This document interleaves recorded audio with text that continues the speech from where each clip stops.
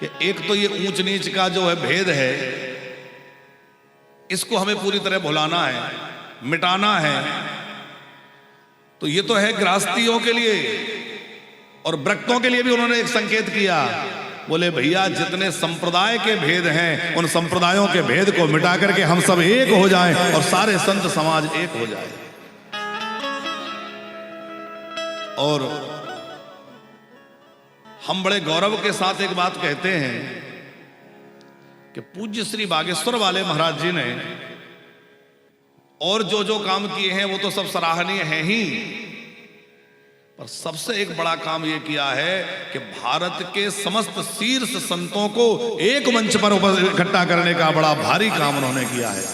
चाहे जिस परंपरा के संत हों, पर भारत के जितने शीर्ष महापुरुष हैं सबको एक मंच पर एकजुट कर दिया है। और क्या राजनीतिक कोई हो, चाहे कोई अभिनेता हो, चाहे कोई गायक हो, संगीत की दुनिया से हो, और चाहे कोई आध्यात्मिक से, सब लोग एक मंच पर। और इस सब सुंदरता को देख करके अब मन में यह भरोसा हो जाता है भैया कि अब भारत को हिंदू राष्ट्र बनने से कोई नहीं रोक सकता है। हमारा भारत हिंदू राष्ट्र घोषित होकर रहेगा। उन्होंने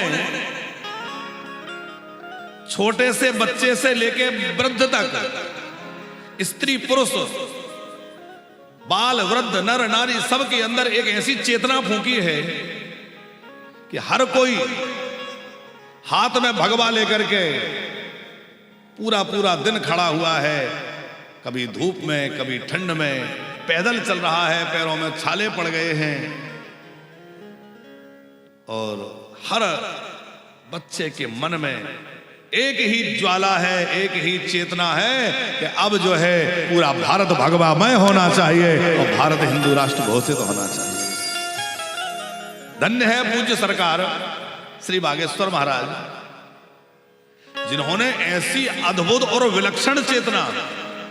कल हमने अपने वहां के उद्बोधन में एक बात कही पंकज जी, कि पूज्य सरकार के पहले भी अनेक महापुरुषों ने, हमारे संतों ने भारत को एकजुट करने के लिए, समरसता के लिए, अखंडता के लिए प्रयास करते रहे। ऐसा नहीं है कि पहली बार हो रहा है, क्योंकि संतों का तो हमेशा यही चिंतन रहता है कि सब एक होके रहें। तो हमारे पूज्य संत इस दिशा में कई सालों से, सदियों से ये काम करते आ रहे हैं। लेकिन जिस प्रकार से एक क्रांति बन करके और एक विलक्षणता के साथ में हमारे पूज्य बागेश्वर वाले महाराज जी कर रहे हैं, ऐसा आज तक देखा सुना नहीं गया है। और अब लग रहा है कि वास्तव में युग परिवर्तन की ओर है। जब जब धर्म की हानि होती है, अधर्म बढ़ता है, अत्याचारी बढ़ते हैं, ऐसा भी नहीं है पंकज जी कि सनातन पर पहली बार प्रहार हुआ हो। सनातन पर प्रहार होते रहे हैं, और 1200-1500 वर्षों से तो मुगलों के, अंग्रेजों के, पुर्तगालियों के, इनके सबके आक्रमण हुए ही हैं। इसके और पहले भी जब भगवान शंकराचार्य प्रकट हुए, भगवान रामानंदाचार्य प्रकट हुए, गुजरात की भूमि में नरसिंह मेहता प्रकट हुए, तो क्या स्थिति थी गुजरात की?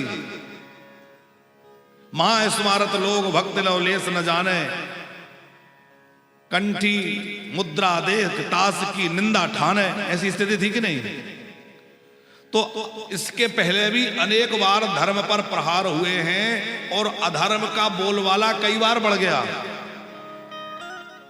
लेकिन जब जब अधर्म बढ़ा है, तब तब भगवान ने अपनी किसी विभूति को किसी न किसी रूप में भेज दिया है धर्म की रक्षा और धर्म की संस्थापना के लिए। धर्म की पुनः स्थापना और धर्म रक्षा के लिए भगवान ने हर समय किसी न किसी को भेजा है। और